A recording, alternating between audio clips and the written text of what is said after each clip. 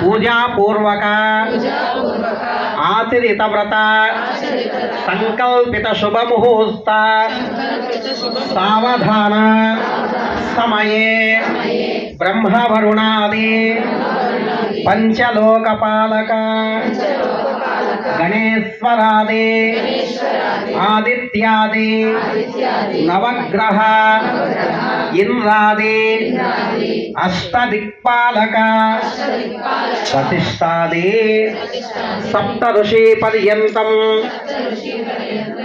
బ్రహ్మవర్చసే సంకల్పిత.